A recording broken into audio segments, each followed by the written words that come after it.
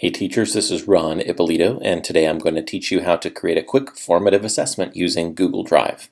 We're going to start off in Google here, and I'm going to click on the waffle icon here. It's the 9 dots, which is the Apps button up here in the upper right-hand corner. I'll click and go to Drive.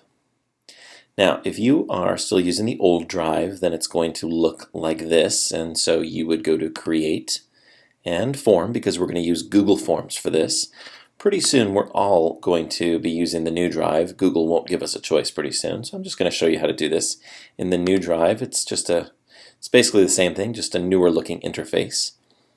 And so we'll click on New, and sometimes you don't see Google Forms here, so we just have to hover over More and then go to Google Forms. So we're going to create a new Google form.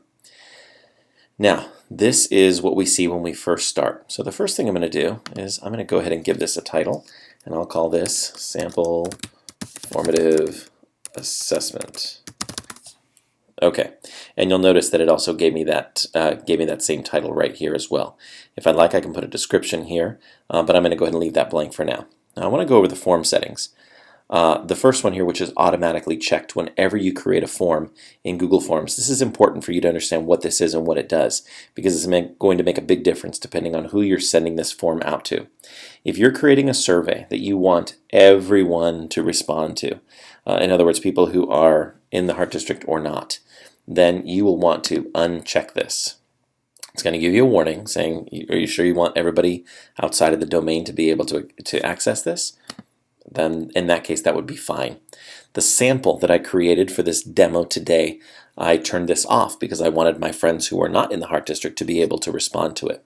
If you want your students, if you want to require them to log in with their heartdistrict.org Google account, then you must have that checked. And I pretty much require this every time my students take a test in my class. That way I know that they're logging in. Do I want to automatically collect their username? If I do, I turn that on. That's automatically going to collect their email address because they've already logged in. Google already knows their email address, and it automatically includes this, which is great because then this prevents students from being able to respond anonymously. They have to log in with their Google account, and it will automatically collect their email address. A progress bar is only needed if you have lots and lots of questions. I usually just leave this turned off. Only allow one response per person. I usually leave this unchecked as well. Now, shuffle question order. If you would like to make it so that kids are less likely to kind of glance over at each other and see, hey, what question are you on? You could shuffle the question order. However, if you include pictures, as I did in my sample assessment, then you'll want to keep this unchecked, because otherwise if you shuffle the question order and you have pictures or videos or you want to keep questions all in the same section, you want to kind of keep them all in the same order, this is going to mix them all around. So I normally keep this turned off. So now we're now going to start building the assessment. I go ahead and I start on my first question. First one I always ask is first name. I'm going to make it required. They have to answer this. And this is going to be a text box. I'm now going to add last name. I'm going to make this required as well. They need to fill in their first and last name. And then I will go ahead and put class period. I'm going to make this choose from a list. So it's a drop-down menu. And period A, period B, period C, period E, or period F. I will make this a required question as well. They have to answer this. Okay. And who is your favorite cartoon character?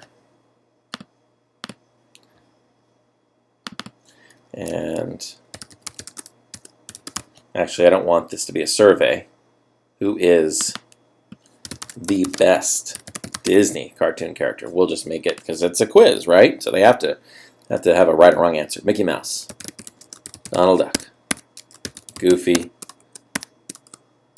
Pluto.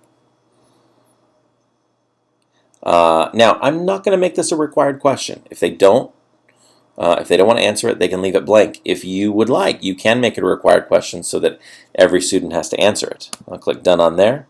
And then if we want to add constructed response, I can make this final one a paragraph text. Explain why you answered the way you did in the last question. And of course, we can create a better question than that, but that's what we'll stick with. This enables them, when you choose paragraph text, I'll go back and edit this. When you choose paragraph text, that gives them more room to answer.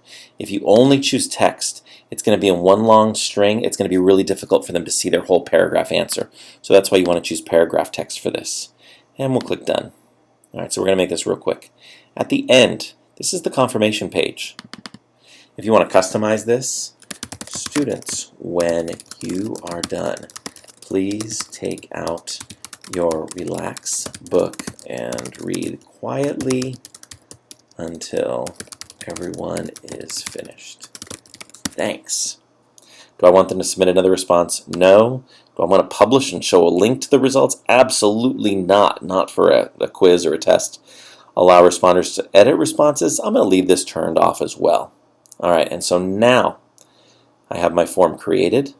Let's go ahead and view the live form. And this is what it looks like. So they're going to fill out the first name, last name. There's the drop-down menu. They can choose multiple choice. This is constructed response, so they can answer in a larger paragraph format. Now, you notice how it says send me a copy of my responses. They could choose to do this, and then it will send them the answers that they submitted. If you want to get rid of this, you have to turn this option off.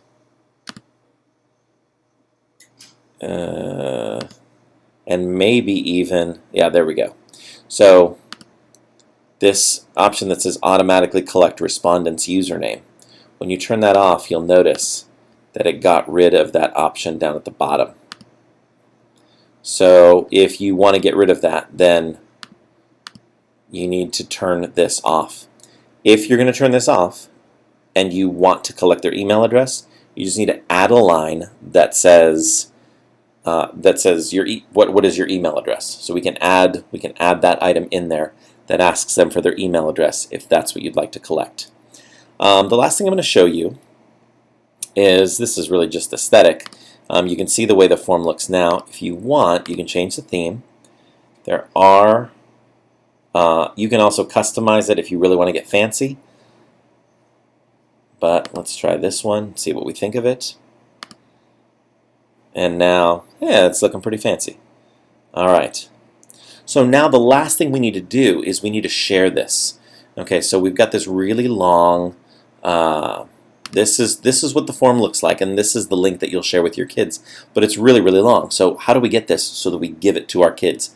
A couple different ways you can do it. I'm doing a Control-C to copy. So you can either go to a URL shortener, goo.gul is the one that Google makes. So we paste this, I'm not a robot, and shorten the URL. And so now you can use this. You've shortened your URL, so it's not this unwieldy, big, long link right here at the top. Okay, but what you can also do is, this is what I do, is I just post it, copy this again, and I just post it on my website. So this is another thing that you can do, and this is a whole other this is a whole other lesson on how to create a classroom website. But this is what I do, is I just say, here's your test. Click here. And then I just make this nice and big and bold. And I go to link right here. And then I just paste, Control V. I paste that link in there. And click OK. And enjoy your test. So when we publish to mrippolito.com, we'll go to the blog. And so this is what students see when they go to my blog. So they just click right here on the link, and that takes them right to the test. Now the last thing I want to show you, here's one more setting that we can do here. We're going to go back. Go back here. I'm going to go to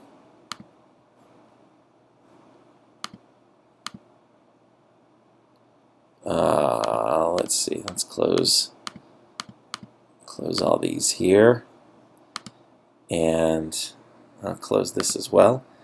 Responses. Okay, we're done changing the theme. We're good.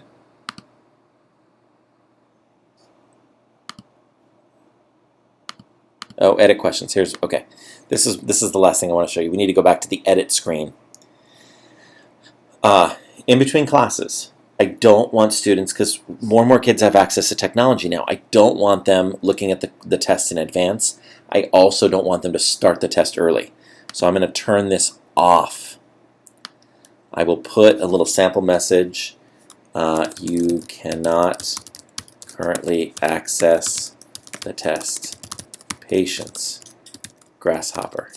Okay, so now if they look, let's say they go back to mrippolito.com. They're like, oh my gosh, I'm so excited to click on the test. And when they go ahead and click, it's closed. They can't do it right now. So they have to wait for me. I'll usually do a little countdown. And I will click here. And now I've made it so that I'm collecting responses again. So now, if we click on the link, there it is, and they can access the test. All right, so that's how you create a formative or a summative assessment using Google Forms in the Google Drive suite of apps for teachers. It's awesome. If you need my help, please call on me. I'm happy to help you to create your first formative or summative assessment using Google Forms. Thanks. Have a great day.